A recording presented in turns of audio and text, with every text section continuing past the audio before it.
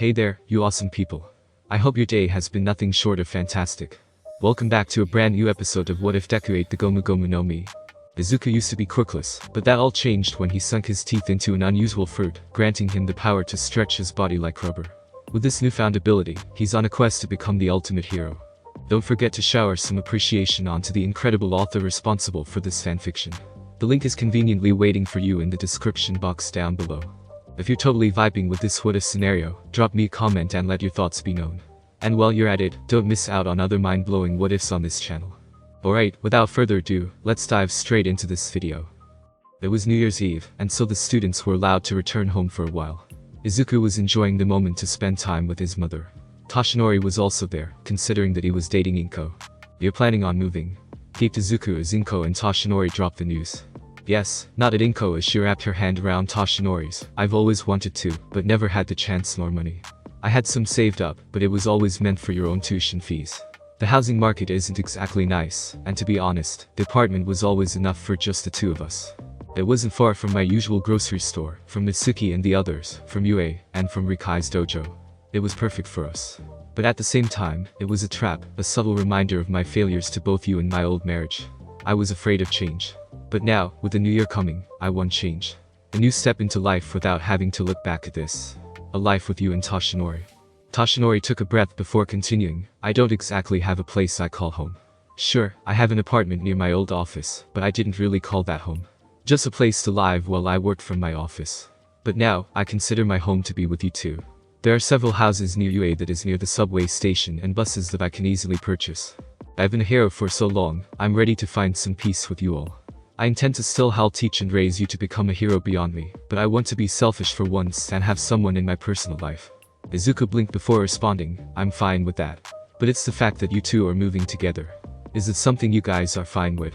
"Ah, we haven't mentioned it to you yet," blushed Inko as she raised her left hand. On her hand, specifically the ring finger, was a golden band with an emerald stone on it. "He proposed," Izuku half shouted as he stood up in excitement.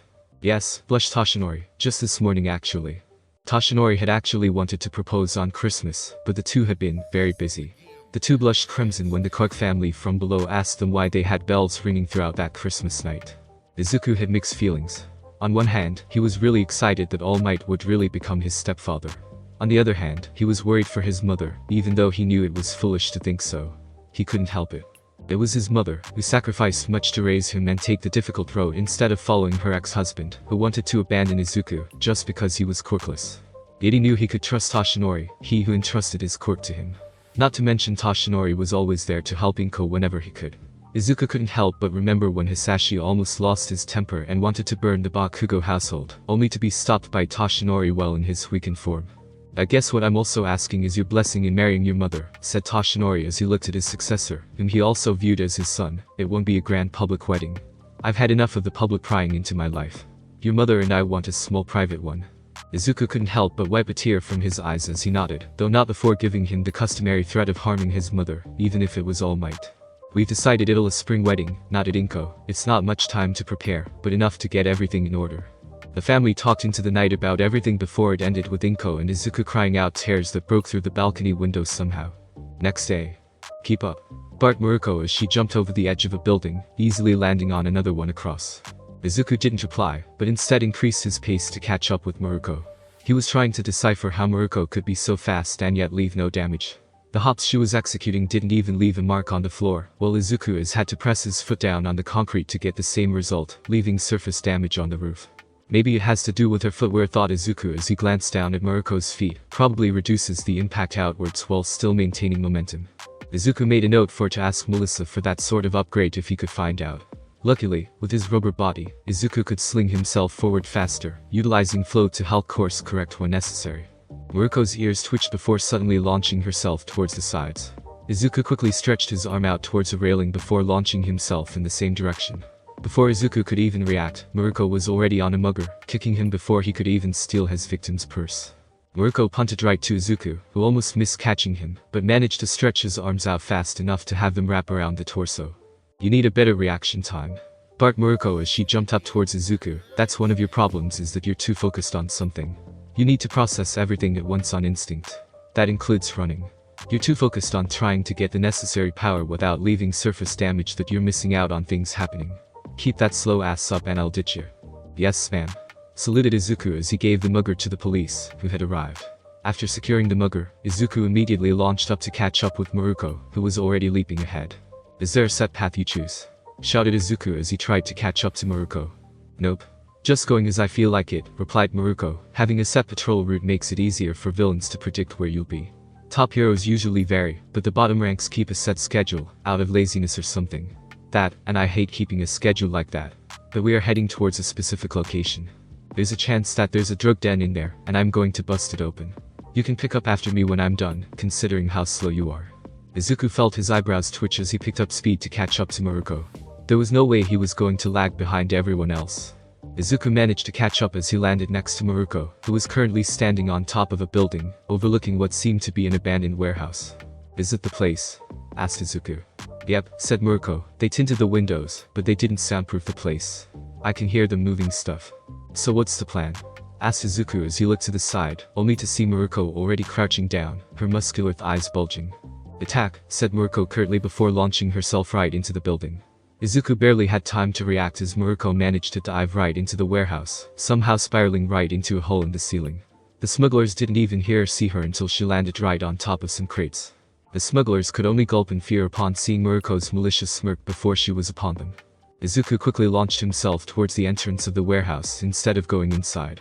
True to his predictions, several smugglers came bursting out of the entrance, hoping to escape. The smugglers had triggers, but they hadn't even gotten the chance to use them before Maruko destroyed them. So escaping was their only option. Rat, you're up. Grinned Maruko as she slammed another smuggler into the ground. Izuku raised his arm as he put power into his leg, ready to charge forward when... Swish swish swish swish. Several red feathers came rushing past Izuku, pinning the swindlers to the ground. Izuku quickly whirled around to see Hawks landing behind him. Hawks, you kill stealer.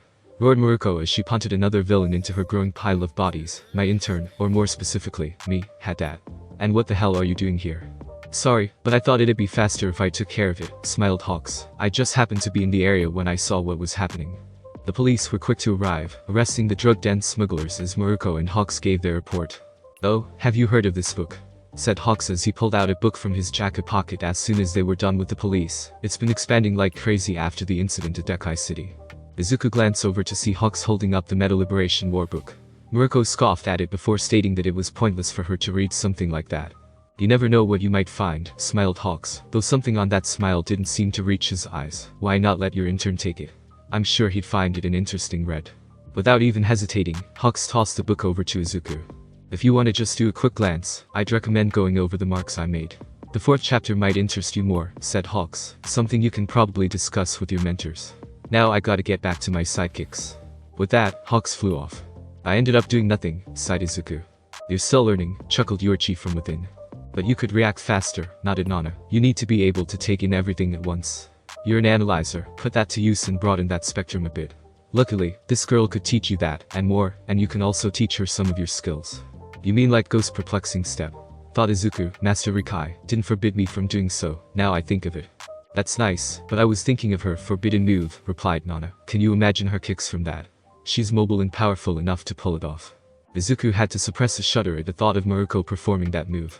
It would be more devastating than Rikai could do it for sure. Was there anything else you need? Asked Izuku, sort of rare for you to reach out to me like this. Just wanted to check how you're using my quirk, said Nana. That, and a heads up that you'll be getting 2 more quirks at once, maybe 3, said Yorchi. Wait, what? Exclaimed Izuku in his mind. You've gotten used to float already, shrugged Nana, no point in holding back the others. Danger Sense is similar to Observation Hockey, though Danger Sense offers a higher passive if we look at it in game terms, said Yorchi. Observation is better active. And offered up Smokescreen, as it works well with the Observation and Danger Sense. He says it's not too complicated to use, just need adjustments on how much smoke you make.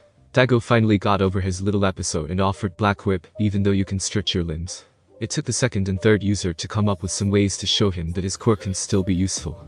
Though they won't admit it, they might have taken a peek at your own analysis books. So Black Whip might be the third one we import. So I have Super Strength, Float, Danger Sense, Smokescreen, and Black Whip, along with my quirk and Hockey, muttered Izuku. Don't forget about one more, piped in the devil, the original quirk from Yorchi, Transfer. How else have you been able to share one for all with other people? Izuku blinked before remembering about that. So why am I getting all this quirk dump now? Asked Izuku. It's what the bird dude said the second user of One for All, suddenly piping into the conversation, how he talked. It's like he was speaking in a code for fear of being overheard. It's what I've done before. But why me? Thought Izuku. Maybe your connection to UA, suggested Yuichi. It's fairly known that Murako doesn't exactly have an agency, so most likely, you'll head back to UA to sleep. Because of that, you'll be in contact with UA's staff, especially Nezu and Toshinori. Maybe he wants you to pass the message over. He did mention mentors with an S. Oh, brat, let's go, shouted Murako as she launched herself up into the air. Izuku had to shelve those thoughts away for now as he quickly jumped up, using float to catch up. Hawks had actually done this on purpose. He had already given one to Endeavor, but just in case he had been too subtle, he had chosen Izuku as the other. The HPSC was wary of Izuku, as they noted he was the only one who had not resisted all for one, but even aided in his capture. They had heard about the Quirk racing bullet, and how Izuku had somehow managed to retain his quirk even after being shot. And finally, the incident at Nabu Island. The HPSC had wanted to recruit Izuku in, but it was obvious that All Might had his hand on Izuku. Not only that, but Nezu certainly wouldn't let Izuku go. There was an ongoing cold war between the HPSC and Nezu. But right now, that could wait for this upcoming threat. Knowing that Izuku would end up returning back to UA, Hawks was hoping that the information would make its way to the teachers of UA, and ultimately, Nezu. They couldn't risk direct contact as it would raise suspicions. After all, it was a well-known secret that the two did not like each other. Kamiko Toga was in a state of confusion. After winning over the Meta Liberation Army and having it renamed into the Paranormal Liberation Front, she was a lieutenant in the army. She was more or less on board with total destruction across Japan. Everybody she cared about was with her, and she didn't care about anyone else. Well, almost everyone. Kamiko wasn't exactly the most stable female teenager, and now she had one rising conflict within her. That conflict name was Katsuki Bakugo. In 4 months, they would proceed to destroy Japan once Tomiura got his new powers, which she was excited about.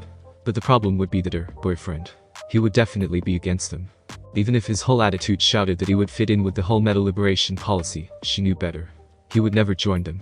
Maybe I can at least get his family out of Japan, hummed Himiko to herself. It wasn't a big secret to find out where his mother and father worked. They had researched that part when they had kidnapped Katsuki himself. Himiko thought about it some more before deciding on how to implement such a plan. With the resources the MLA had, it shouldn't be too hard to get them overseas before the whole conflict.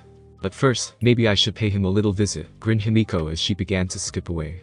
She just needed to find out how to do so without exposing herself, which is where Twice would come in. Izuku made it back to UA, dragging his feet along the pathway home. The area they had gone patrolling had been tiring, and it was closer for Izuku to just head back over to UA to sleep than head back with Murako to her house agency. Especially when she hadn't prepared an extra bed nor planned on having a male live at her place. Her current home was a mess with undergarments being strung across the room, so not an ideal living residence for now. Still, it is worth it for now, mumbled Izuku as he managed to get himself back into one of the dorms. Murako had been happy to use Izuku as a sandbag to relieve some extra energy after their patrol was over. The last thing he heard was Murako cackling about something and planning a patrol at a different city. I'm back, stated Izuku into one entrance, only to be met with silence. All the students were living at their work studies, leaving him the only one left in the first-year heroic course still at UA. Even Hitachi was out patrolling with the Racerhead. Sighing, Izuku made himself some quick and easy food before pulling himself to the showers. He had been forced to teach Murako Ghost's perplexing steps, when he had used to escape her barrage of attacks, to which she took in with ease. Now she was turning so fast that Izuku swore she was leaving shadows. Feeling better after a good shower, Izuku made it to his desk, booting up his computer to type in the information he had gathered today. Izuku glanced at the book that Hawks had given him, frowning upon it. He had never been a fan of the complete liberation of quirks, considering he had been targeted by quirks when he was quirkless. He loved to analyze quirks, but it didn't mean he liked being a punching bag with adults looking the other way. Suddenly, hands snaked over his shoulder before Izuku felt something warm near his face, the scent of a familiar shampoo passing through his nose as he felt hair tickling his face. Melissa, smiled Izuku as he leaned back to see Melissa right above him. Didn't think you'd be back today, said Melissa as she leaned forward. When the sensors registered you in alone, I decided to take this chance to spend some time with you.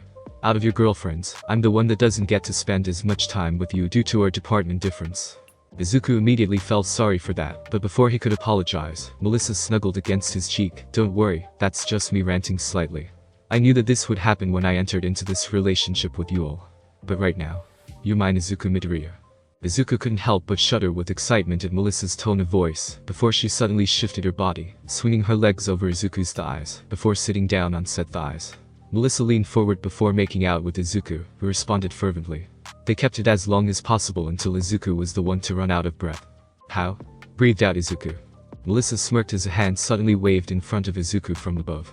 Izuku looked up to see at the palm of the hand was a mouth, or more specifically, Melissa's mouth. I don't even know how that works, but I can make another mouth to breathe for me. Certainly makes any sort of contest that involves holding your breath a breeze for me, giggled Melissa. That's cheating, pouted Izuku. Ah, maybe I can make it up to you with round 2. Whispered Melissa with her other mouth before her main mouth began round 2 once more. Soon enough, the two were cuddling on Izuku's bed. What's that book? Asked Melissa as she noticed the book on the side before creating some hands to toss it over to them. Something Hux gave me, frowned Izuku. I'm not exactly a fan of it due to its message. Melissa frowned as well when she read the title. She had heard of this book, though its popularity remained largely in Japan. I'm surprised that you would recommend such a controversial book, noted Melissa. True, Island had free quirk usage, but it was mostly inhabited by scientists interested in furthering their studies in whatever field, and not for heroics or anything. Not to mention they had a top-of-the-line security system that they had upgraded even more after the incident. Yay, but something about his comments made me wonder, hummed Izuku, going over his marks. Recommending the 4th chapter. Yuichi and the others think it's some sort of code. Well then, let's see, said Melissa as she popped open the book, heading to the 4th chapter. Glancing over it, she saw Hux had highlighted random sentences or phrases all over the place. Flipping through the whole book, she could see there were various highlights in seemingly random locations. Weird. Doesn't look like it follows anything important, frowned Melissa. Izuku took a glance before agreeing with Melissa that it seemed rather random. Maybe give it to the principal, suggested Melissa. He might understand the code. Might be for the best, hummed Izuku. I think he was expecting me to do so. Or figure out yourself, huffed the second user within Izuku's mind. I already got a clear idea what the message was about. And no, I won't tell you. Izuku frowned before deciding to put it off for tomorrow. He had something more important to do, such as cuddling with Melissa. As they went to sleep, Melissa decided to take it a little farther by stripping her clothes off before getting in bed with Izuku. Though shy about her body not being as fit as the others, Izuku was very attracted to all her soft curves. Though not as toned, she still worked hard to keep her body fit, so as to keep up with her inventing progress. While they did not go all the way, Melissa was more than willing to lead in exploring their bodies as the older one. Izuku was already suited up, ready to go before dropping the book off at Nezu, detailing what Hux had told him. Nezu merely flipped through the pages before assuring Izuku that he would deal with it. With that, Muriko was already tapping her foot in front of Yue, waiting for Izuku before punting him towards the direction they would be heading off to that day. It took Nezu a minute before fully deciphering what Hux had meant. Piecing it all together, he discovered what Hux was trying to relay. So the Meta Liberation Army is still active, as I thought, murmured Nezu. He never believed it was totally gone, despite others' belief. The evidence was there, after all. Destro's book kept being reprinted and shoved to the front of bookstores was evidence enough for that. What was worrying was that the League of Villains had integrated the whole army into their ranks, swelling their numbers. Not only that, but they had 4 months to prepare before the now renamed Paranormal Liberation Force would strike out. Nezu didn't realize just how deeply the MLA had infiltrated into society and government, but he wasn't going to let them just walk over all of Japan. That was his territory to conquer, his nation that he was going to defend. It seems like the Hero Commission is desperate that they're willing to put our little quarrel with each other on hold, hummed Nezu. Well then, I'll play along for now and use my contacts. Sending a secure email to Night Eye, Nezu flipped open another computer before a face appeared. Any luck? Asked Nezu. No sir, nothing of what you described at Naboo Island, said the man. We've combed through most of the island, and the natives are happy to help us, but no fruit with swirls has been seen. I see. A pity, said Nezu. Continue the search, but put it on lower priority. Nezu had been betting that another devil fruit would appear after the incident at Naboo Island. There had been plenty of thunder in the area when Izuku was fighting against 9. While he wasn't too worried about it, if another one came into existence, he wanted to have it. This time, we'll be ready, grinned Nezu. Where are we heading to? Asked Izuku as he used float to fly above the buildings. You'll see, said Muriko as she hopped from building to building. And what the hell is with your quirk? When could you fly? Always, but I wanted more training running that day, replied Izuku without missing a beat. I'm alternating. Whatever, we're headed over to annoy another hero that Hux has already done, said Muriko. Gonna show him who's got the better intern. Izuku blinked as he began to recognize where they were heading to before groaning. Shortly after. Muriko, said the hero after Muriko had intercepted a truck that almost hit a civilian. I had that handled. You did, but I handled it first. Grinned Muriko. Why are you here? Asked the hero, knowing it was a lost cause to argue that. What, this place your personal territory? I decided to swing by since Hux did too, taunted Muriko. What, can't handle the heat, number 1. Izuku sighed as Murako openly antagonized Endeavor while standing next to Shoto and Katsuki, who had chosen to intern with Endeavor. "So this is who you chose?"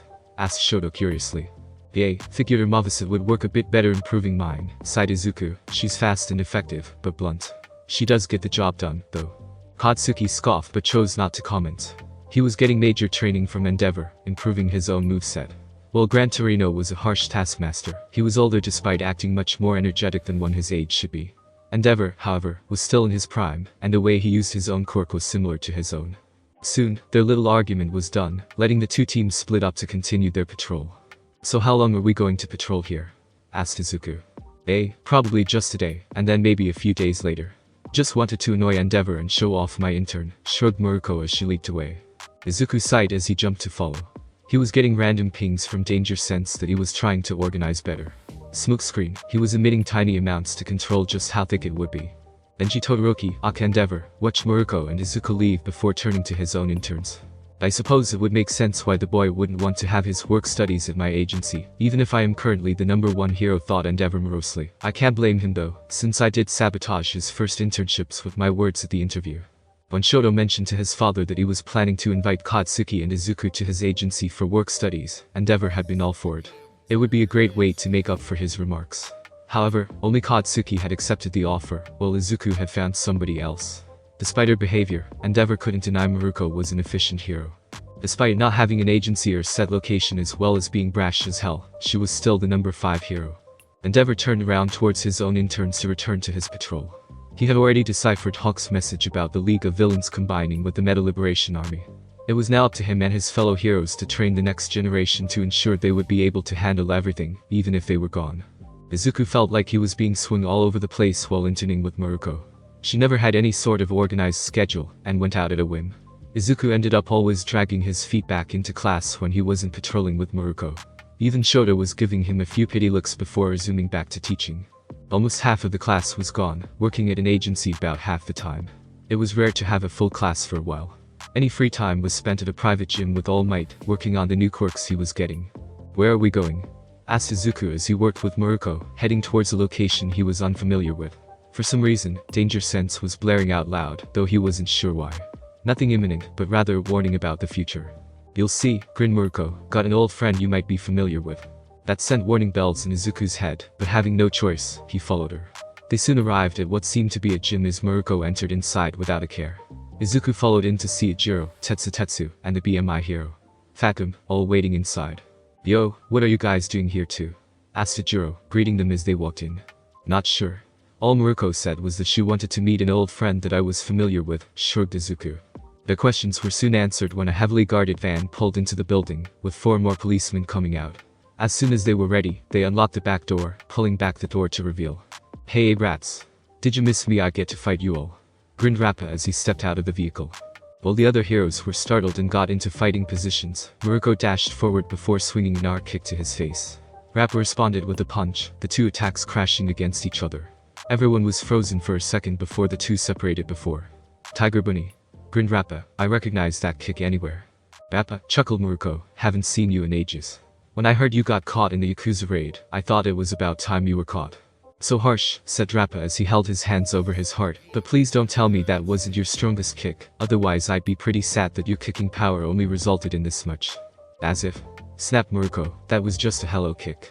You, on the other hand, looked like you were struggling to hold back my little love tap." Rappa just laughed before turning to Jiro, Tetsu, and Izuku. "So you brats are the ones I'll be sparring with today, eh?" grinned Rappa, "Looks like the deal came through after all. I was impressed with you Red Riot before, show me that you haven't decayed. And you, green hair boy, I wanna fight you too. You took down Overhaul, who killed me 5 times before. I wanna see that power. And the fluffy eyebrow dude looks like he can handle himself too, so him too. Are we sure this is safe?" whispered Fat Gum as he slid right next to Murako. Despite his size, he didn't actually wobble. "He's a man of his word," said Murako, "he won't do anything too stupid." Despite his attitude, he's actually a model prisoner, supplied a policeman from the side. "He's loud, but he hasn't done anything beyond that. He's one of the few that's on the possible parole list, though it's a little difficult to choose where." "Night might appreciate the extra muscle," hummed Fat Gum. He'd offer, but he wasn't sure he could handle such a wild card. "Chuck him at Nizu then, I'm sure he's got something planned," shrugged Murako with a malicious grin. Rappa felt something chilly crawl up his spine, but ignored it as his blood was burning with excitement. Tetsu would find out later that despite being flesh and bone, Rappa could punch hard enough to dent his steel body. And when he didn't flinch, Rappa's solution to that was to punch harder. Rappa laughed as he fought against Ijiro and Tetsu in a 2v1 fight. "Let's see some offense," shouted Murako from the sideline.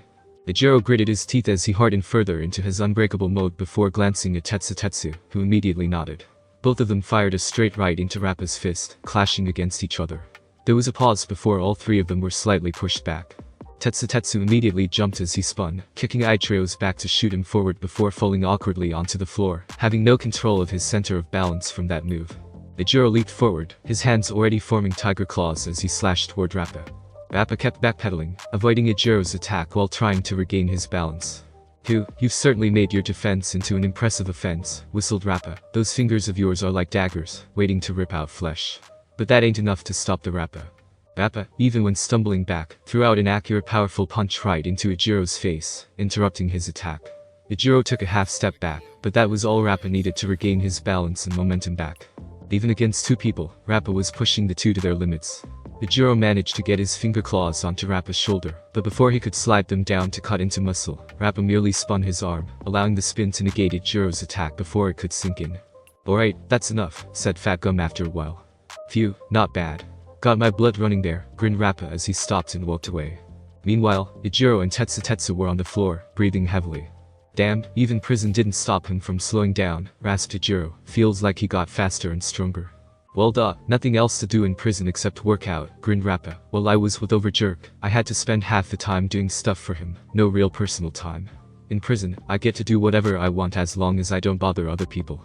Despite the fact we cuff him with the latest anti-Quirk bans, he does push-ups and sit-ups, and whatever exercise he can think of in his cell. Can't stop him from doing that," admitted another cop. "Alright, time for the main dish. Is it Fat Gum? Or maybe Tiger Bunny there? We haven't had that rematch yet. Or do I get to play with the third brat?" shouted Rappa. Izuku sighed, knowing why his danger sense had been blaring now, before stepping forward. "Alright, let's see how you do," roared Rappa as he instantly charged forward. Izuku took a deep breath before deciding now was the perfect time to practice both danger sense and observation haki. In an instant, a barrage of punches came flying toward Izuku. Before each punch could be thrown, danger sense detected where it was originating. Observation haki allowed him to predict the pathway. Izuku began to sway, dodging each punch, parrying the ones he couldn't dodge in time. "You're actually dodging and parrying all of this?" gaped Rappa before grinning. "Great. Now I can really cranky it up." Izuku witnessed Rappa increasing the speed of his punches, yet barely losing any accuracy. Still, Izuku managed to dodge and parry, though taking a few hits every now and then, but he was getting better. With his rubber body, Rappa couldn't actually damage him with his current method of punching harder. Soon, Izuku took a step in towards his chest, putting a palm right at Rappa's chest. Then, with a roar, Izuku put all his strength into a palm strike, his body twisting forward to increase the strike. All his weight was distributed right into his right foot, allowing him to push forward. Rappa was sent skittering back for a bit before smiling. "Not bad, that actually hurt. But that wasn't the same amount of force that you used against Overjerk," shouted Rappa. "If I used that amount, you'd end up being a splat on the wall," muttered Izuku. "Been there, done that," shrugged Rappa, causing everyone to freeze for a second. "What? I told you I challenged Overjerk 5 times and got killed." "Thought he meant it metaphorically, not literally," whispered a police guard. "Overhaul patched you up right after, didn't he?" asked Izuku. "Yep," nodded Rappa, though I wouldn't have said no to the little lady's treatment. But she was too unstable thanks to Overjerk. One good thing about that is the little lady is at least free to live now. Izuku couldn't help but smile at that.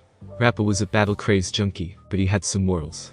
Maybe someday, he could be rehabilitated and become a hero-like gentle criminal, or most likely a villain for upcoming hero students to fight against. Nezu would certainly love that, and he was pretty sure Rappa wouldn't mind. "Now then, let's keep going," shouted Rappa as he rushed forward once more. "I still need to fight the blonde hero with the cowlick hairstyle, too." The fight lasted for several minutes before Murako decided to call it to an end by surprise, kicking both of them in the head. While Izuku managed to sense it and duck, Rappa was sent flying.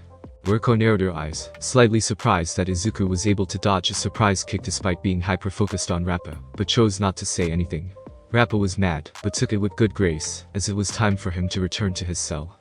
Laughing, Rappa waved them goodbye before threatening Tetsu and Ichiro to get better, otherwise, their next spar would be a plain beatdown. Several days later, Izuku sighed as he was with Murako for a late-night patrol. Murako always varied her patrol times, which was why he was outside at night. You're getting faster now, grinned Murako as she kicked a motorcyclist who had attempted to steal a purse, only to get a kick to the head, knocking him down. Izuku intercepted the motorcycle, stopping it in its path before shutting the engine down. Now then, let's head this way, grinned Murako as she deposited the unconscious motorcyclist to a policeman as she jumped away. Izuku quickly followed after putting the motorcycle to the side. Quiet and slow night tonight, said Murako as she landed. We stopped 7 different crimes in 1 hour, and she says that's slow, questioned Izuku before noticing something. Before he could even say anything, he was already shooting toward that area. Murako noticed his sudden change of direction, but couldn't change directions until she landed. Izuku landed in time to see Katsuki and Shoto passing Endeavor, who was frozen at the sight of Natsu being held hostage by someone named Ending. Ending began to throw a tantrum at Endeavor, freezing up that he grabbed various vehicles with civilians in them, tossing them up into the air. If you don't kill me soon, then the death toll will keep rising, taunted Ending as he held Natsu right in front of a moving vehicle. Shoto had to divert his path, creating various ice walls to catch the vehicles Ending had tossed into the air.